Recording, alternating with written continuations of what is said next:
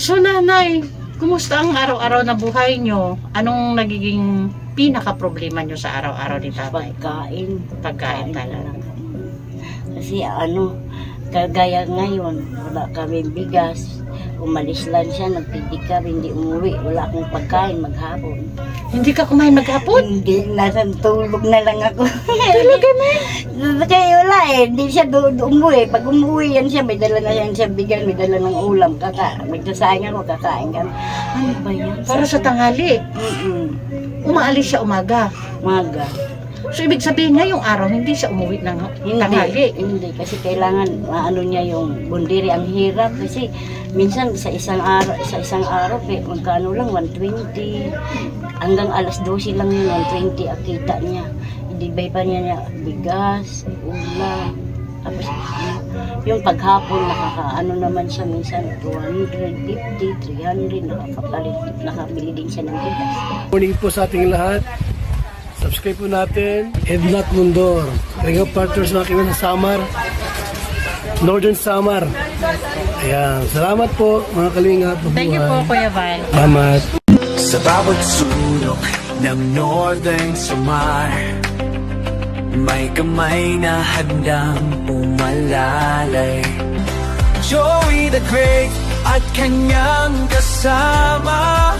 Kasama sila at Nakanoyanski TV, Nelson TV, officially Mitch TV. Yan mga kanay, so ang dami kong kananay dito. Shout out! Kay Marilyn Kapokyan. Ito pa dito adago sa Mindanao. O diba, mga kanay, kalinga partners, ang saya-saya. Ang daming nanay dito sa labas ng bahay na bibisitahin natin. Okay. Okay na naman. Anong purok to? Purok Uno. Moron. Ayan. Andito tayo sa Purok Uno, Barangay Dalakit, Katarman, Northern Samar, mga kanay, kalinga partners, para sa pangalawang recommended ni Nay Nympha, ang ating volunteer. At say hi sa ating mga kanay na ang dami. Okay. Okay, samahan nyo kami mga kalinga partners. Okay, magandang hapon, Nay. Pasok ako, Nay, ha? Yung kasama mo dito, Nay? Waray nga din, nagpili ka ba ako asawa? Nagpipili. Ang trabaho ni tatay pagpidikab. Okay. Okay. Pwede ba ako tumabi dyan sa'yo, Nay? Oo, sige. Sige. Okay, gandang hapon, Nay. Musta ang buhay? Mahirap. Ang balay di pa nakakatapos. Dahil di kami makatuan. Anong pangalan ni Nanay? Maria Teresa. Ano apelyido po? Tingka. Tingka. Maraming tingka dito sa Katarman. Bangkerman. Si tatay po, anong pangalan ni tatay? Si Rinel Mungkada. Ba't tingka yung ginagamit mo apelyido, hindi sa asawa mo? Kaya nakakuha dito sa ako ID. Diri ko na... Hindi Mungkada yung ginagamit mo? Diri ko ka di siya yung gagamit na ako ang good kay Puan. Di man kami kasal. Okay. Okay. May mga anak kayo, Nay? Sa una ko anak, mayaw na anak. Adi man asayo at tuman dito to. Sa inyong dalawa, wala kayong anak na dalawa? Okay. Ilang taon na si Nanay? 57. Si tatay po? 50. Okay. So hindi na kayo nagkaanak nung magsama kayo? Sa una ko man ang asawa na sa kanya-kanya ng buhay. Ilang taon na kayong nagsasama ni tatay? 14. 14 years na kayo magkasama? Tagal na din. So si tatay, ang hanap buhay ni tatay is? Pedicab driver. Araw-araw siya nababiyahe. Okay. Magkano naman kinikita ni tatay sa maghapon? Hindi parehas. Minsan mayaon. Tama lang na pambiling bigas, ulam. Tapos itong pambayad sa pedicab na kuan niya. Nagbabayad kayo ng pedicab? Oo, araw-araw yung 70. Tapos magiging sa inyo na yung pedicab? Hindi. Ay, para Para ano siyang lang yun, boundary boundary, lang. oo. Okay. Akala ko yung binabayaran nyo yung pedicab, tapos magiging sa inyo, na hindi pala yun. Okay. So, si nanay naman, anong pinagkakabala na hanap buhay ni nanay? Wala na kasi dati may tindahan na Yes. Tapos siyempre sa nakuan man kasi minsan hindi siya nakakapidikab. Tindahan na ano namin nawala na, sabi ko ipidikab ka na lang para makakain tayo. So, araw-araw talaga si tatay. Sa edad ni tatay na ganun, healthy pa naman siya, araw-araw talaga siya Oo, nakakapagbiyahe. pa naman siya. Wala pa kayong dalawa, kayong mag-asawa, wala pa kayong mga maintenance Wala pa. na mga gamot katulad ng sa high blood, wala pa naman. Ay, congrats. Kasi ngayon, pabata ng pabata, may mga maintenance na. May maintenance. Talaga.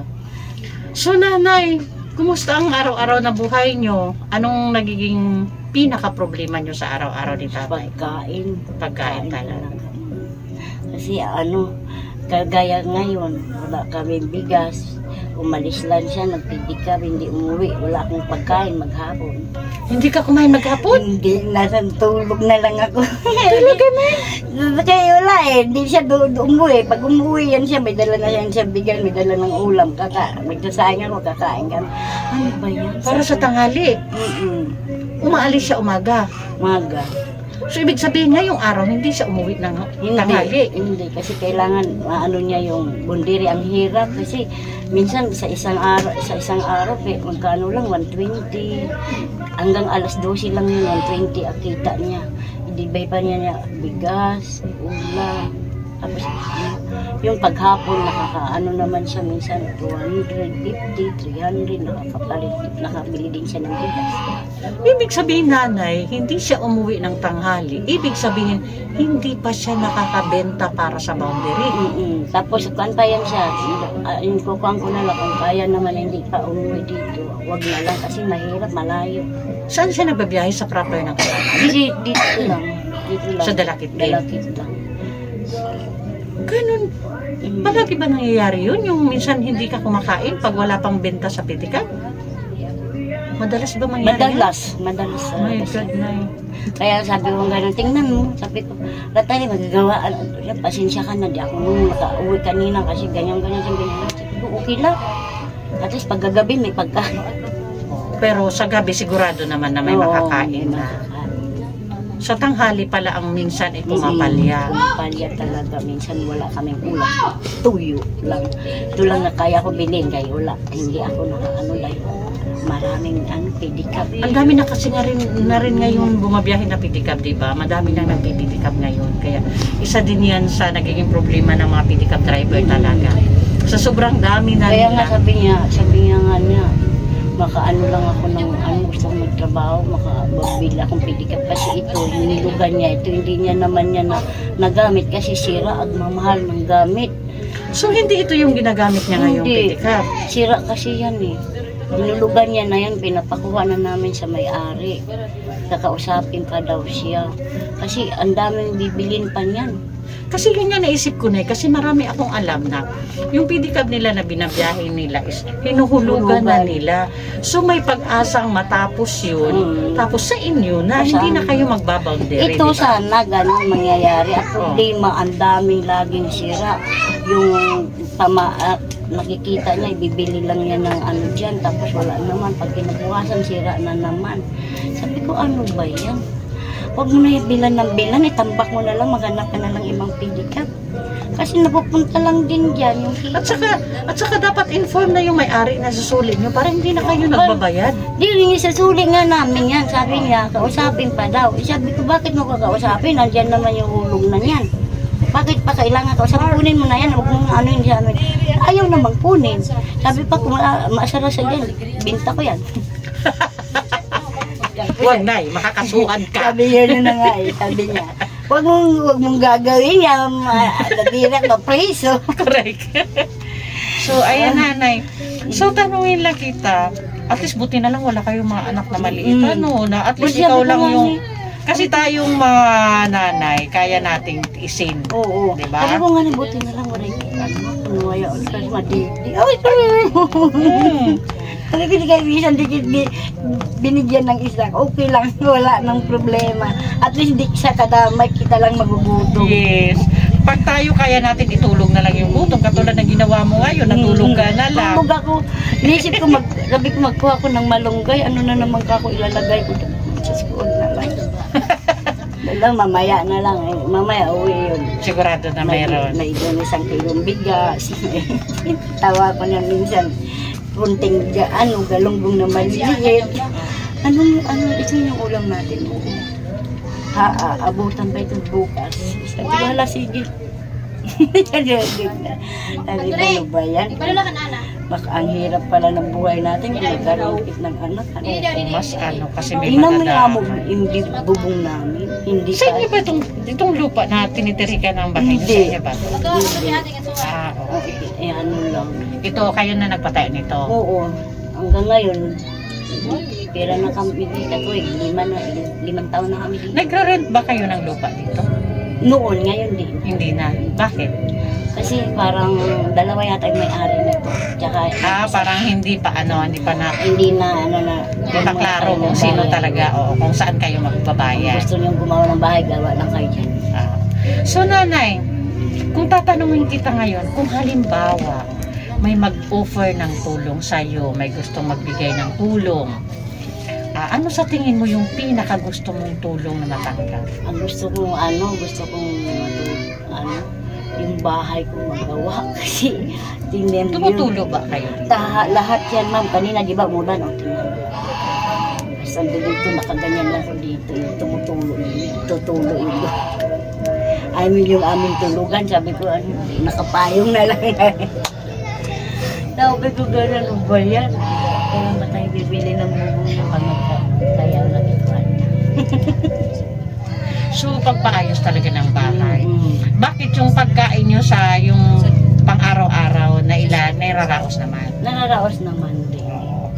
Okay lang magtiis na isang araw na walang kain. Importante talaga nyo is yung bahay na mapaayos yung bahay. Tapos mag-ayaw na tindahan dito na. Kunting kapital, yung isa pa sa kailangan mo. Para kahit paano may pumapasok na pera.